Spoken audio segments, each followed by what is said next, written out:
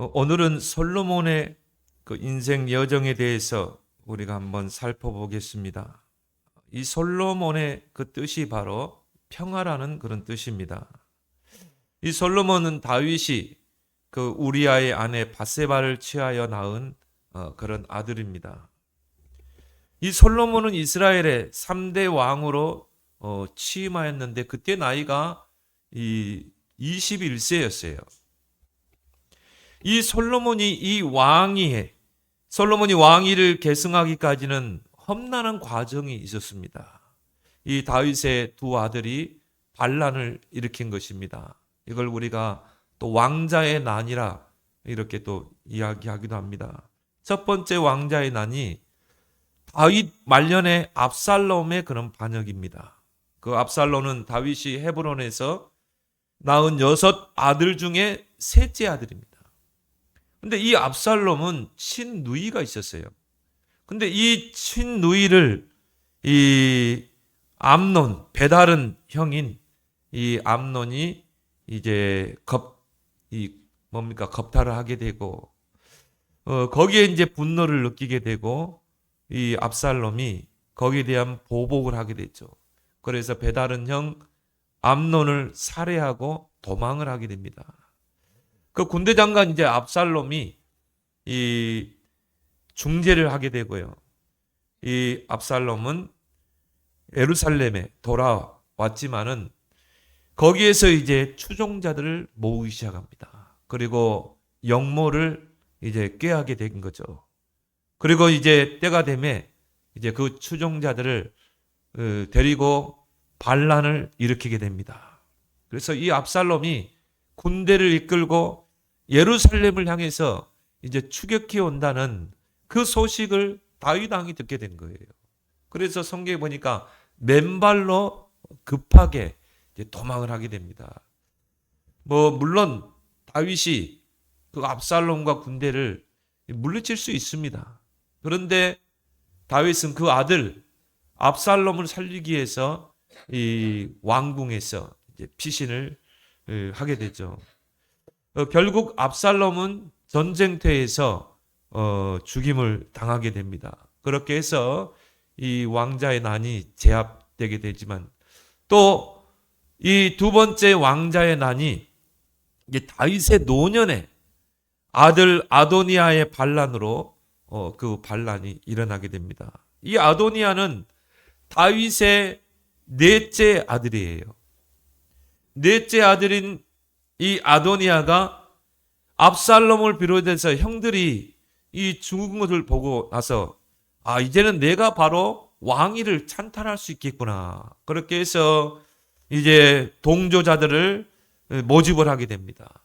그리고 이제 날이 되어서 이 밑에 있는 동생들과 또 왕의 신하들을 초청을 해서 자신의 왕위 즉위식을 하려고 합니다.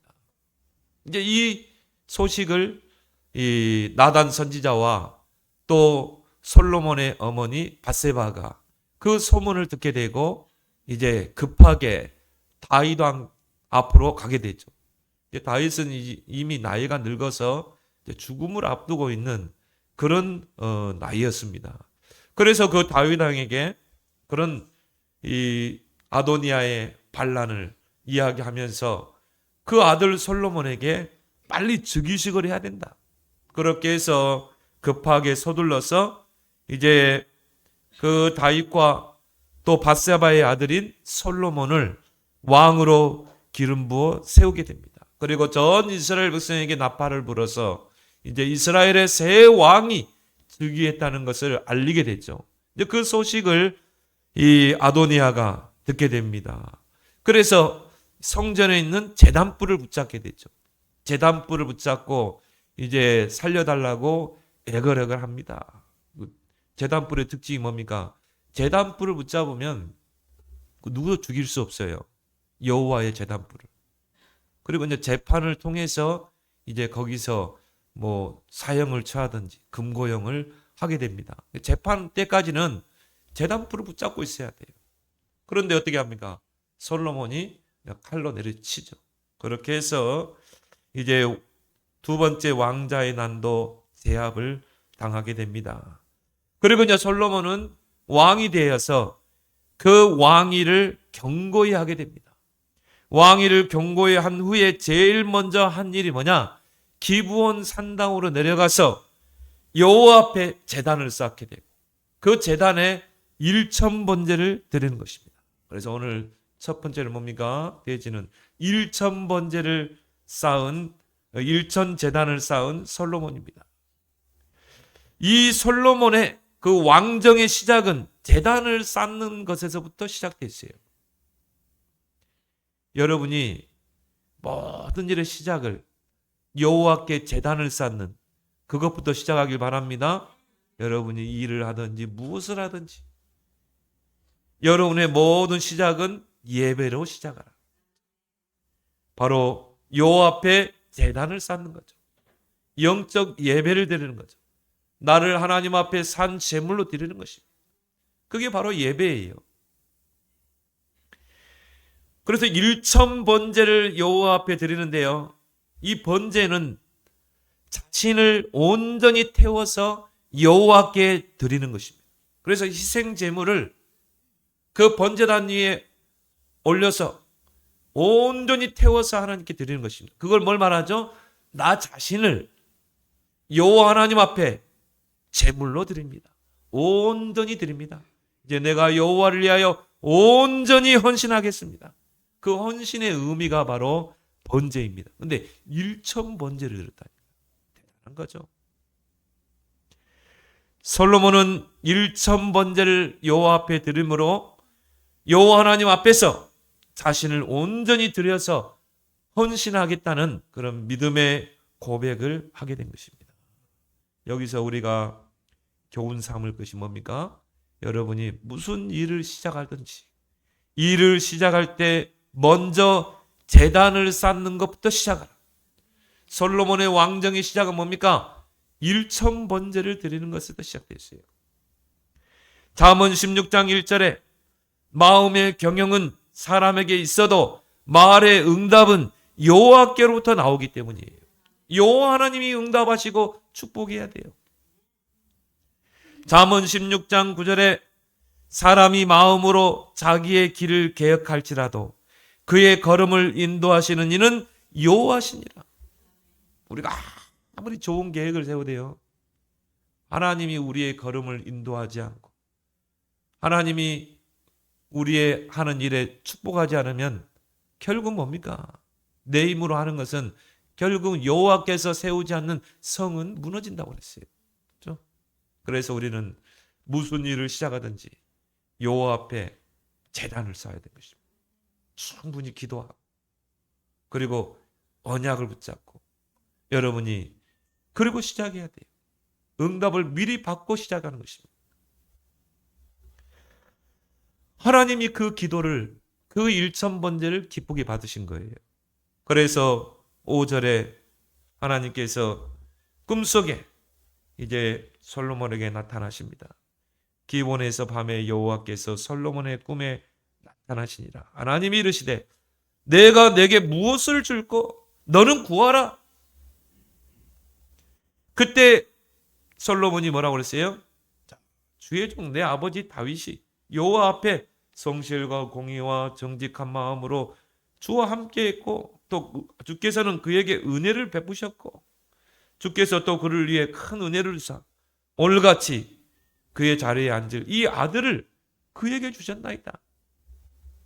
나의 하나님 여호와여 주께서 종으로 종의 아버지 다윗을 대신하여 왕이 되게 하셨사오니 그러나 종은 작은 아이라 21살 작은 아이라 출입할 줄을 알지 못하고 주께서 택하신 백성 가운데 있나이다. 자는 연약한 존재입니다. 작은 아이일 뿐입니다. 출입할 줄을 알지 못합니다. 이 백성들을 어떻게 다스려야 될지 나는 알지 못합니다. 수요가 많아서 셀 수도 없고 기록할 수도 없나이다. 누가 주의 이 많은 백성을 재판할 수 있사오리까? 나에게 듣는 마음을 종에게 주사 주의 백성을 재판하여 선악을 분별하게 하소서. 여러분, 응답받는 정말 열쇠가 뭡니까? 하나님의 마음에 드는 기도 제목을 찾는 것입니다. 여러분이 무슨 일을 하든지, 여러분 문제를 만나든지 하나님이 기뻐하시는 기도 제목을 찾는 것입니다. 솔로몬이 이것을 구하며 10절에 보니까 그 말씀이 주의 마음에 든지라. 하나님의 마음에 쏙 드는 거야. 기도 제목이. 일천번제 드린 것도 하나님 마음에 드는데 그 일천번제를 드리고 나서 여호와 앞에 간구하는 기도 제목이 마음에 쏙 드는 것입니다. 그러면 끝나는 거 아니겠습니까?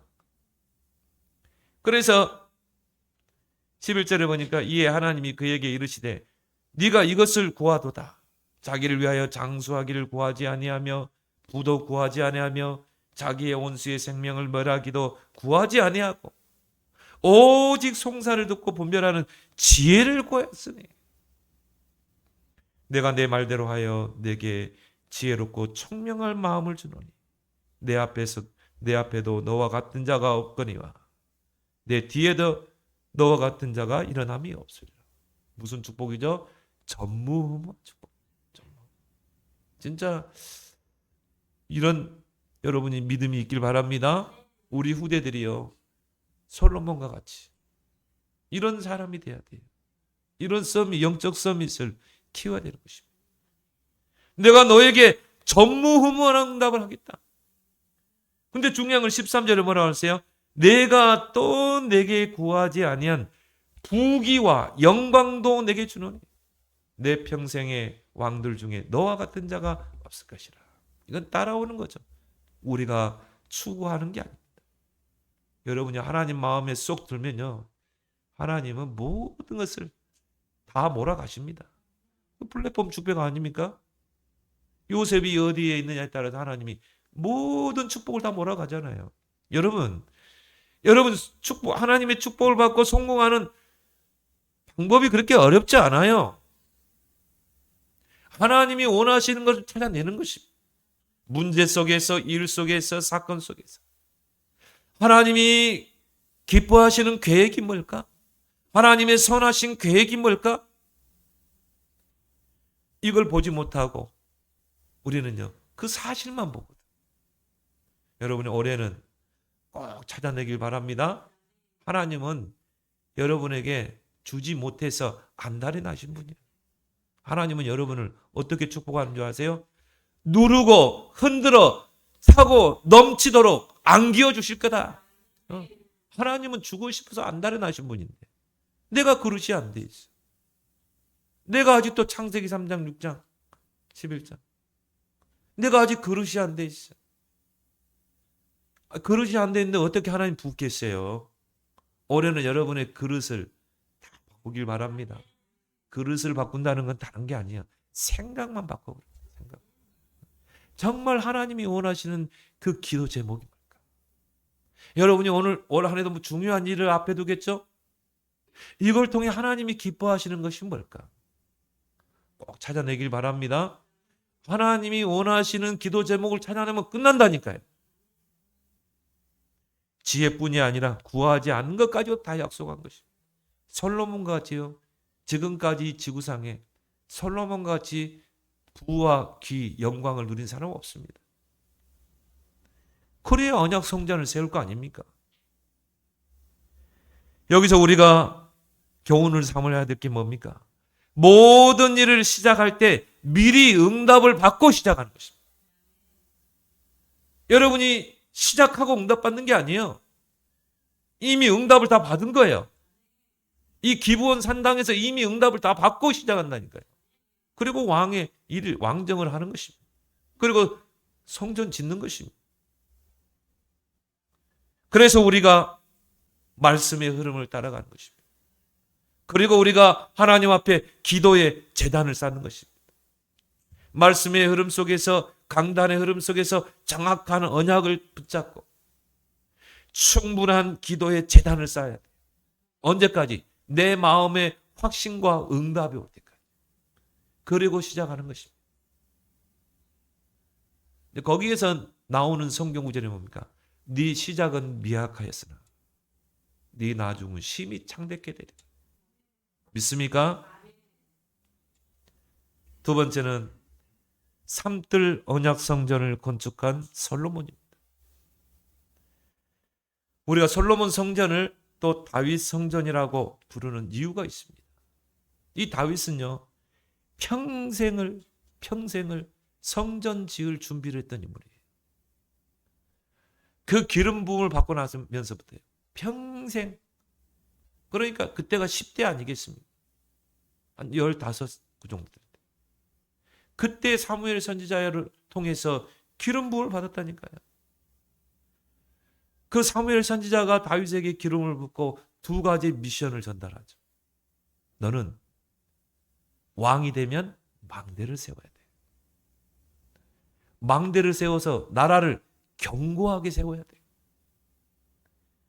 정말 하나님의 선민인 이스라엘 백성이 블레셋에게 얻어터지고 주변 나라에 얻어터지고, 이게 말이 됩니까? 하나님의 자존심을 완전히 부겨버린 거죠.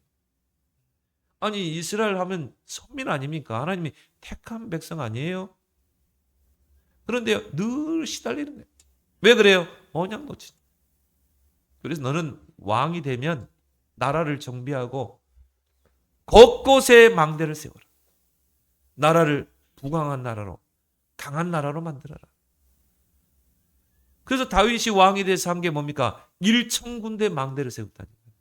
1,000군데 망대를 세우고 파수꾼을 세우는 거예요. 여러분이 정말 언약성전을 세우고 237 치유 서밋의 언약을 이루고 237 나라 5천 정도 세우려면 1,000군데 망대를 세워봐야. 아니, 맥도날드도 가보니까 전 세계 맥도날드가 없는 곳이 없던, 맥도날드 마크 알죠?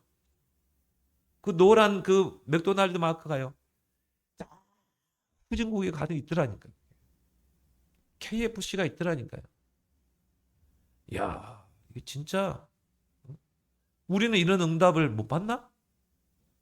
아니, 3단체는 전 세계 현장에 맥도날드를 세우는데, 1천 망대를 세우는데 우리는 왜 이걸 못하냐 이 말이죠. 너는 왕이 되면 망대를 세워라. 그리고 언약궤를 둘 성전을 지어라. 이게 바로 사무엘 선지자를 통해 다윗에게 전달된 미션인 것입니다. 그런데 다윗이 그 미션을 언약으로 붙잡을 때 사무엘상 16장 13절에 이날 이후로 다윗에게 여호와의 신에 크게 감동되니라. 왜요? 진짜 이 일을 이루려면 내 힘으로 안 되거든요. 하나님의 신에 충만해야 돼요. 하나님의 영으로 충만해야 되는 것입니다. 사무엘 선지자를 통해 전달받은 이 두 가지 미션이 다윗에게는요, 죽을 때까지 평생의 언약과 기도 제목이 된 것입니다. 다윗은 자기를 위해서 살지 않았어요. 다윗은 자기를 위해서 부귀영화를 쌓지 않았어요. 오직 망대 세우는 것, 오직 언약성전 세우는 것. 멋있는 인생 아닙니까? 역대상 22장에 보면요, 다윗의 성전 건축 준비 상황을 자세히 설명하고 있습니다. 여호와의 천사가 다윗 왕에게 나타나서 너는 여부스 사람 오르난의 타작마당에서 여호와를 위하여 제단을 쌓으라 명령이 떨어지죠. 그 오르난의 타작마당은 어떤 곳입니까? 아브라함이 이삭을 번제로 드렸다. 그 모리아산입니다. 그 오르난의 타작마당을 거기에서 제단을 쌓으라는 것입니다. 왜? 앞으로 성전터가 되기 때문에. 그래서 다윗 왕이 그 여부스 사람 오르난에게 타작마당의 턱값을 금 600세겔을 주고 구입을 하게 됩니다. 그리고 여호와를 위하여 거기다 제단을 쌓죠. 번제와 화목제를 드립니다. 근데 여호와의 불이 하늘에서 내려와 가지고 번제단 위에 그 제물을 불을 살라 가지고 응답하시는 거 있죠. 그게 나중에 성전터가 된 거예요. 이제 성전 건축의 시작이 다윗부터 시작되는 것입니다. 다윗은요, 왕이 된 후에 평생을 죽을 때까지 힘을 다해서 성전 건축할 자재를 준비합니다. 그래서 성전을 건축할 돌을 채취할 석수를 모집하게 됩니다. 또 저 레바논, 지금 뭡니까? 저 전쟁이 일어나고 있잖아요. 헤즈볼라 있는 그 레바논에 아름드리 그 백향목을 볼목하여 그 지중해 바다로 운수를 해가지고요, 예루살렘으로 운반할 그런 벌목공과 역군을 모집하게 됩니다. 그러면 여러분, 그 웅대한 성전을 지으려면 얼마나 많은 백향목이 필요하겠습니까? 그걸요, 저 레바논에 거기서 베가지고, 그리고 그거를 지중해 뗏목으로 해가지고 그거를 예루살렘까지 공수했다니. 그때는 뭐 차가 있습니까? 뭐가 있습니까? 그냥 굴려서 오는 거예요. 끌고 가는 것입니다.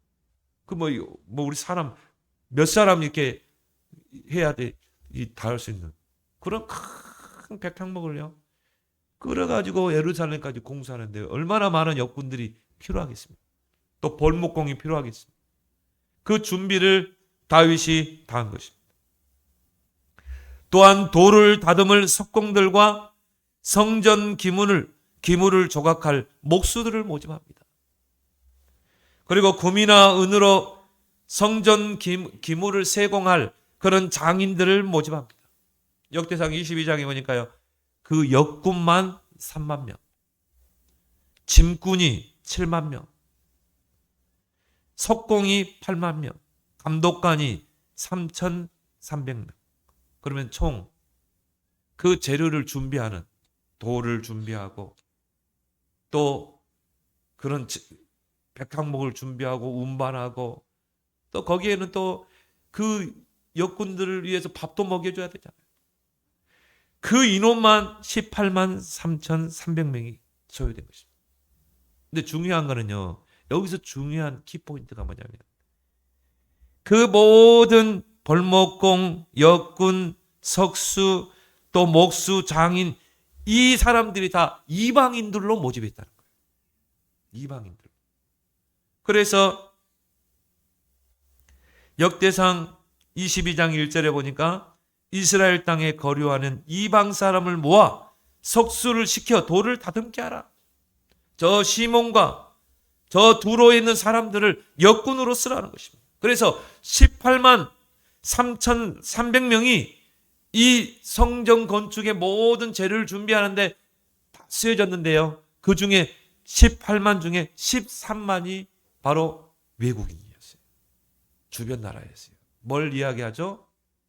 하나님은 거기서 뭘 우리에게, 솔로몬에게 이야기한 겁니까? 솔로몬이 지을 성전은 이스라엘뿐만의 성전이 아니라는 거죠. 바로 이방인을 위한 성전이라는 것입니다. 뭘 말합니까? 산들이 있는 언약성입니다. 이방인들이 와서 그 웅대한 성전을 보고, 야, 하나님 살아계시는구나. 그 예배의 광경을 보고요, 찬양하는 광경을 보고, 야, 나도 하나님을 믿어야 되겠다. 그죠? 그 건물만 보고도, 그 웅장한 하나님의 영광을 보고도 하나님, 그 중에 하나 누굽니까? 그 에티오피아 그 여왕이 그 광경을 보고요, 하나님 믿었다니까요. 그리고 에티오피아 땅에 여호와 복음을 증거한 것입니다. 그래서 지금도 그 에티오피아 가면요, 솔로몬 시대 때 지었던 그런 것들이 다 있습니다. 발자취가 있어요. 그 건물만 보고도 하나님의 영광을 인정할 수밖에 없는 것입니다. 하나님께 영광 돌릴 수밖에 없는 것입니다. 이방인의 뜻. 세 가지 뜰이 있는 성전을 지으라는 것입니다. 이 성전 건축에 사용된 금이 10만 달란트예요. 무게로 치면 3,400톤입니다. 은이 100만 달란트, 3만 4천 톤. 그걸 오늘날로 환산하면요, 수백조, 어떻게 환산이 안 돼요. 수백조의 돈이 든 거예요. 그러면 다윗에게 이 어마어마한 경제권을 주신 것입니다. 빛의 경제. 여러분이 정확한 언약을 붙잡고 기도할 때 하나님의 영에 충만하게 되고 여러분을 통해 이런 역사를 이루실 줄 믿습니다. 역대상 22장 5절에 보니까 아들 솔로몬은 어리고 여호와의 성전은 웅장하여 만국의 명성과 영광이 있게 하여 하기에 다윗이 죽기까지 많이 준비하였다. 이 성전을 통해 만국의 여호와의 명성과 영광이 드러나야 되기 때문에. 근데 솔로몬은 아직 어려. 그래서 다윗이 어떻게 해요? 죽기까지 많이 준비하였더라. 참 나는 다윗을 보면서요, 참 멋있는 인생이다. 그래서 많은 사람들의 입에 다윗이 회자되고 있구나. 성전에서 봉사할 레위 사람을 세웠는데 무려 38,000명을 세우고 그 레위 지파 중에 제사장 지파인 아론의 자손들로 제사장 직분을 맡기게 됩니다. 그리고 성전 성가대를 조직했어요. 무려 4,000명 이상. 다윗이 원래 찬양하기를 좋아했잖아요. 그러니까 미리 성전이 완공되기 전에 4,000명의 성가대를 모집한 것입니다. 여러분 한번 생각해 보세요. 상상해 보세요. 4,000명이 거룩한 옷을 입고 비파와 수금을 타면서 악기를 가지고 목소리로 여호와를 찬양한다고 생각해 보세요. 그 광경을 한번 상상해 보세요. 하나님이 영광 안 받겠어요? 하나님의 영광이 전 세계에 드높여질 것입니다. 이런 언약 성전을 우리는 평생의 언약으로 붙잡아야 될 믿습니다. 역대상 28장에 다윗이 평생을 기도하며 하나님께로부터 기도하면서 영감을 받게 됩니다. 성전 설계도죠. 그냥 그린 게 아니에요. 하나님께 기도하면서 또 영감을 받아서 앞으로 지어질 성전 설계도를요, 다윗이 그려가지고 이제 그 아들 솔로몬에게 전달합니다. 이야기했겠죠. 이 성전은 내가 언약 붙잡고 여호와께 기도해서 하나님이 주신 영감을 가지고 그린 설계도야. 너는 이 설계도를 가지고 성전을 완공해야 된다. 각인시켰겠죠. 역대상 28장 19절에 여호와의 손이 내게 임하여 이 모든 일의 설계를 그려 나에게 알려주셨느니라. 그래서 너는 이걸 가지고 이제 성전을 완공해야 된다. 그러면서 역대상 29장 10절 14절에 보면 그 다윗의 유명한 신앙 고백이 나옵니다. 다윗이 온 회중 앞에서 여호와를 송축하며 고백한 내용이죠. 천지에 있는 것이 다 주의 것이로소이다. 부와 귀가 주께로 말미암고 모든 일을 크게 하고 강하게 하심도 주의 손에 있나이다. 나와 내 백성이 무엇이기에 이처럼 즐거운 마음으로 들을 힘이 있나이까. 모든 것이 주께로 말미암아 싸우니 우리가 주의 손에서 받은 것으로 주께 드렸을 뿐입니다. 이게 다윗의 물질관이요, 헌금관이에요. 내가 노력해서 아닙니다. 하나님이 내게 주신 것, 하나님이 벌게 하신 것, 내게 건강 주시고 내게 이 직업을 주시고 직장을 주셔서 이 사업장을 주셔서 내게 주신 것, 내게 맡긴 것, 그것을 주의 손에서 받은 것으로 주께 드렸을 뿐입니다. 이게 다윗의 물질관이요, 헌금관. 다윗을 하나님께로부터 빛의 경제에 응답받을 그릇이라는 걸 보게 되죠. 이 다윗의 설계도를 전달받은 솔로몬이 왕이 된 지 4년째 되던 해에 성전 건축을 시작하게 됩니다. 그 내용이 열왕기상 6장에 잘 나와 있습니다. 근데 이 성전 건축 기간만 무려 7년 6개월이 소요됐어요. 그리고 대략 계산이 안 될 수백조의 비용이 든 것입니다. 그러니까 이 역대상 22장에 쭉 보면요, 이거 어떻게 계산이 안 될 정도예요. 오늘날로 계산한다. 이건 계산이 안 될 정도. 그런 전무후무한 축복을 이 다윗에게 주신 것입니다. 솔로몬을 주신 거죠. 인원만 무려 18만 3,300명. 그 중에 13만은 이방인들도. 그러면 그 사람들을 사와서 이 일을 시키려면 어떻게 해야 돼요? 다 월급을 다 줬다니까요. 그 비용을 솔로몬이 다 지불했다니까요. 그 숫자만 얼마나 많겠습니까? 그들에게 지불해야 된 그 비용만. 그리고 7년 6개월 성전 건축이 끝나고 열왕기상 8장에 성전 봉헌식이 거행됩니다. 여호와 앞에 정말 이 성전을 여호와께 드립니다. 봉헌식을 하게 되죠. 거기에 희생 제물이 소가 22,000마리, 양이 12,000마리, 14일 동안요 성대한 봉헌식을 하게 되죠. 여러분과 여러분 후대를 통해 이런 언약 성전을 탁 세우세요. 하나님 앞에 드리는 봉헌식, 이걸 여러분이 언약으로 탁 붙잡길 바랍니다.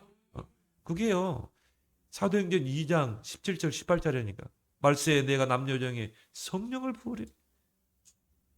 너희 자녀들은 꿈을 꿀 것이요. 이 꿈을 꿔야지 무슨 개꿈을 꿉니까?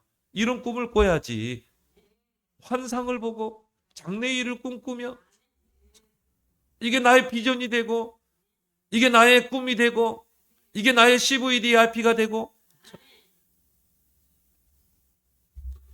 드디어 하나님이 원하시는 삼뜰 언약 성전이 세워진 것입니다. 이게 바로 이 솔로몬 성전. 이걸 또 제1성전이라고 말합니다. 근데 솔로몬이 하나님 앞에 이런 의로운 행위만 한 건 아니에요. 세 번째로 솔로몬의 실정입니다. 이런 기념비적인 성전의 위상과 영광은 그리 오래 지속되지 못했어요. 이 성전 건축 후에 솔로몬이 다스리는 이스라엘은요 강국으로 부상하게 됩니다. 그 약속대로 내가 너를 크게 할 것이다. 이스라엘은 세계 열방의 강국으로 부상해요. 최대 번영의 시기가 바로 솔로몬 시기입니다.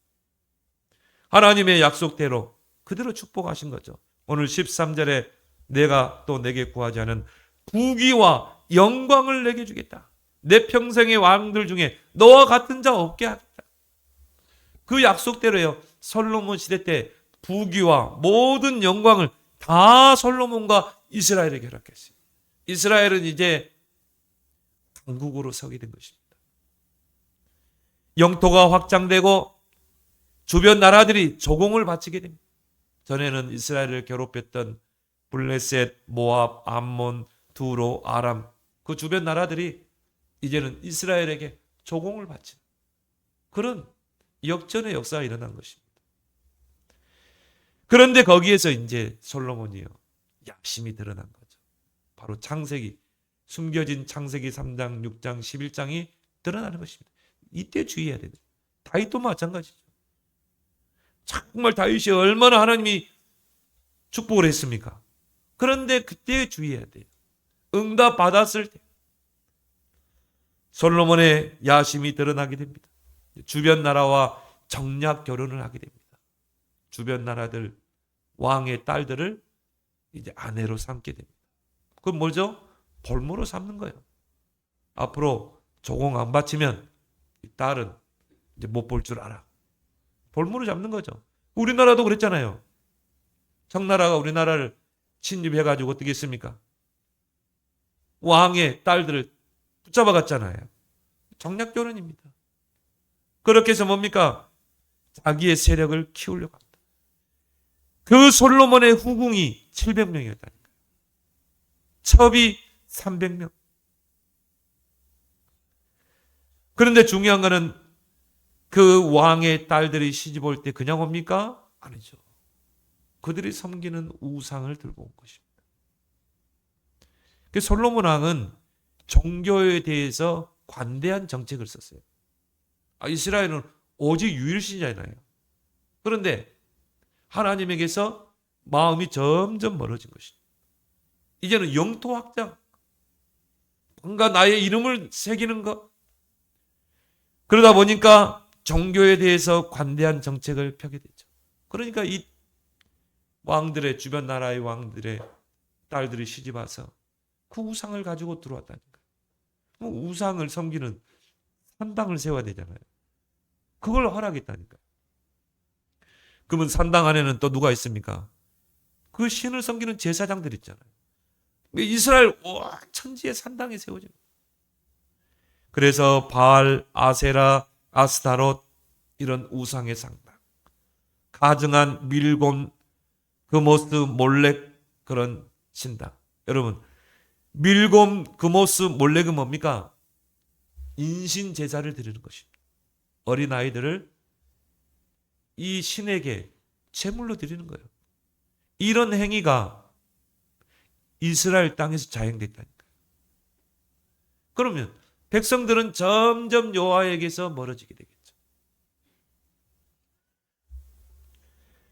하나님은 그걸 가만두시겠어요?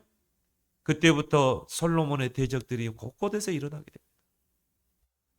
그리고 특히 솔로몬의 신하 느밧의 아들 여로보암이 솔로몬을 대적하게 되죠. 대적하다가 이제 실패하게 되고 애굽으로 피신하게 됩니다. 그리고 솔로몬은 죽었어요. 생을 마감했습니다. 근데 그 후가 이제 문제인 것입니다. 솔로몬이 죽고 나서 그의 아들 르호보암이 이스라엘의 왕이 됩니다. 그러니까요, 이스라엘은 12지파입니다. 그 중에 레위 지파는 이스라엘 곳곳에 흩어져 있어요. 9지파가, 이스라엘의 9지파가 모여서 애굽에 있는 여로보암을 이스라엘의 왕으로 세워버린 거예요. 그러니까 이스라엘은 크게요, 이런 9지파와 또 레위 지파, 유다와 베냐민 지파 이렇게 나눠졌어요. 근데 지금까지는 유다 지파에서 계속 왕이 왔거든요. 그 유다가 바로 라헬의 소생 아닙니까?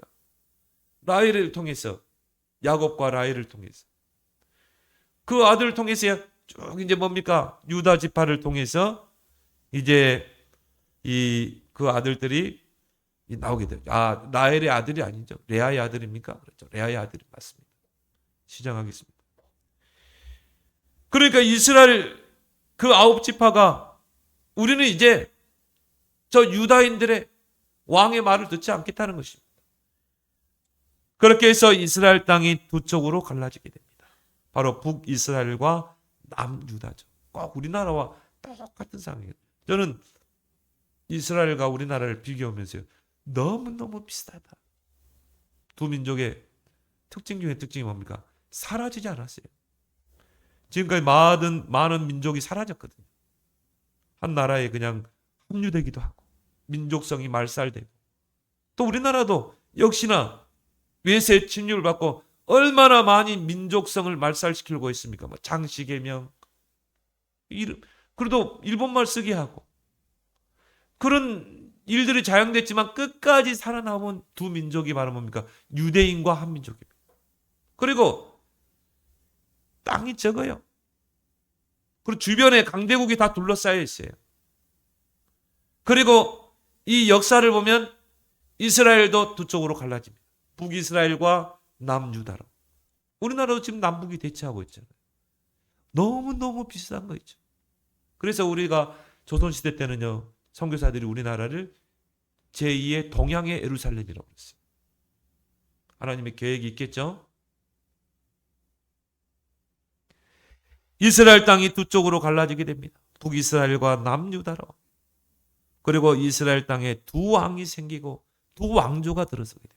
그게요, 오랜 기간 동안은 그리고 두 왕조가 서로 싸우는 거예요. 또 이 북왕조는요, 또 주변 나라를 끌어들여 가지고 남유다를 치고, 또 남유다도 주변 나라를 끌어들여서 또 싸우고. 지금 우리나라하고 너무너무 비슷한 거예요. 너무너무. 그 원인이 뭐라고요? 우상숭배죄. 우리나라 똑같죠? 신사참배. 그치?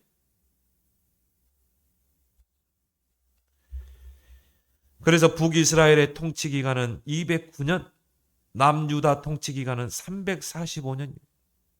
북이스라엘은 BC 주전 721년에 아수르의 멸망을 당하게 됩니다. 그리고 그 북이스라엘에 있는 남자들은 다 포로로 붙잡혀가지고 전 세계에 팔려갑니다.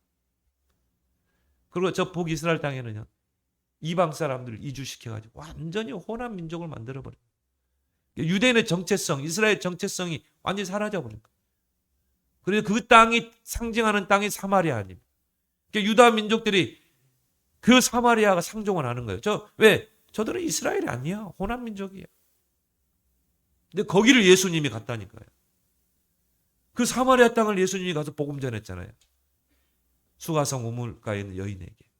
거기에 또 간 빌립 집사. 아무도 관심 두지 않는 사마리아 땅에 빌립 집사가 간 것입니다. 남유다는 주전 586년에 바벨론에 침략을 당하게 되고 멸망을 당하게 됩니다. 그때 성전이 파괴되게 돼요. 솔로몬 성전이 파괴되고요. 유다인들은 바벨론으로 포로로 끌려가게 됩니다. 거기에 이제 대표적인 인물이 에스겔, 다니엘, 새 청년, 또 에스더. 전도자 말처럼 묻혀간 거예요. 엄마 아빠가 포로로 잡혀가니까 묻혀간 거. 근데 중요한 건 뭐예요? 그 묻혀갔는데 그 중에 0.1% 랩런트들이 시대를 살려낸 것입니다. 솔로몬 성전이 완공된 시기가 주전 957년입니다. 바벨론에 의해 파괴된 시기가 주전 586년. 솔로몬 성전의 유효기간은 371년밖에 안 돼요. 완전히 무너졌죠. 포로 생활 70년 후에 고레스 왕이 칙령을 내립니다. 전 이스라엘 백성은 바벨론 땅에서 고국으로 돌아가라. 그렇게 해서 포로된 지 70년 만에 이스라엘 백성이 이스라엘 땅으로 돌아오죠. 거기에 지도자가 누굽니까? 스룹바벨이죠. 스룹바벨 중심으로 뭡니까? 성전을 재건합니다. 그때 막 주변 사람들이요, 그 이스라엘 땅에 차지하고 있던 사람들이 우리도 성전 건축에 동참하겠다.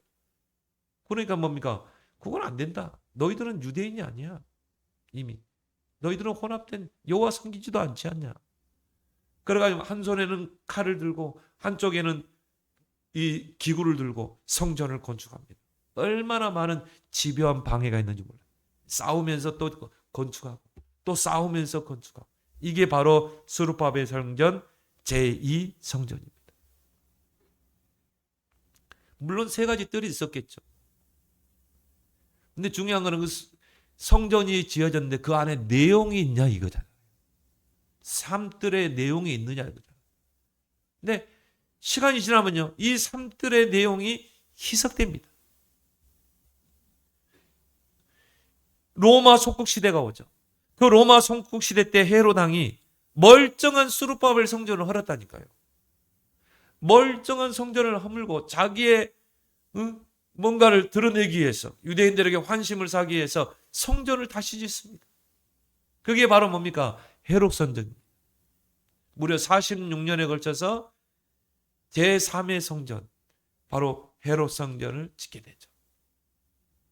근데 이미 그 헤롯 성전 안에는 삼들이 없었어요. 결국 AD 70년에 로마 디도 장군에 의해서 예루살렘은 함락되게 되고 성전은 완전히 파괴된 것입니다. 왜 하나님 파괴하셨겠어요? 누가복음 21장에 제자들이 예루살렘 성전을 가르치며 말합니다. 예수님, 이 아름다운 돌과 헌물로 지어진 이 성전을 보십시오. 예수님이요, 아 그래요, 아름답고 웅대하구나 그랬습니까? 예수님이 뭐라고 그랬어요? 날이 이르면 돌 위에 하나도 남지 않고 다 무너뜨려지리라. 삼뜰 내용이 없는 성전은 아무리 화려해도 하나님 보실 때는 아무 필요 없는 거예요. 안에 껍데기죠. 껍데기 성전이죠. 절간하고 똑같은 거죠. 우리가 오늘 솔로몬 성전에 대해서 우리는 말씀 받았습니다. 이 솔로몬 성전을 통해 우리가 두 가지를 교훈 삼아야 돼요. 첫 번째는 뭡니까? 하나님이 원하시는 성전은 삼뜰 성전이다. 바로 237 치유 서밋의 내용이 있는 성전이다. 여러분이 언약으로 붙잡아야 되겠죠. 두 번째 교훈은 뭡니까? 이 삼뜰이 없는 성전은 아무리 화려해도 하나님과는 아무 상관없는 성전이에요. 이방인들이 와서 정말 여호와를 찬양하고 예배드리고 영광 돌리시는, 정말 병들고 고통받는 백성들이 와서 하나님 앞에 기도하고 치유받을 그 기도의 뜰이 있는 성전. 아이들이 와서 교회에 와서 여호와를 찬양하고 여호와를 높이고 믿음 안에서 세워질 수 있는 아이들의 뜰. 이 세 가지 내용이 없는 성전은요, 아무리 화려해도 하나님 보실 때는 아무 하나님과는 상관없는 성전인 것입니다. 그렇다면 우리는 삼뜰 언약 성전에 영원한 작품을 남기는 일에 우리의 모든 생을 집중해야 될 줄 믿습니다. 그러기 위해서 빛의 경제가 회복돼야 돼요. 그걸 놓고 기도했던 인물이 다윗이고, 그래서 여러분과 또 여러분 후대를 통해서 이런 삼뜰 언약 성전에 영원의 작품을 남기는 여러분의 남은 생 되기를 예수 그리스도 이름으로 축원합니다. 하나님의 은혜 고맙고 감사합니다. 우리에게 다윗과 같은 그런 믿음을 허락하여 주옵소서. 하나님의 영원한 계획과 미션을 언약으로 붙잡고 삼뜰 언약 성전, 그거를 세울 빛의 경제, 새롭게 도전하는, 그래서 기념비적인 언약 성전을 세워서 여호와의 영광을 237 5천 종족에 정말 드높일 수 있는 우리 성도들의 남은 기도 제목 되도록 축복해 주옵소서. 예수님의 이름으로 기도합나이다. 아멘.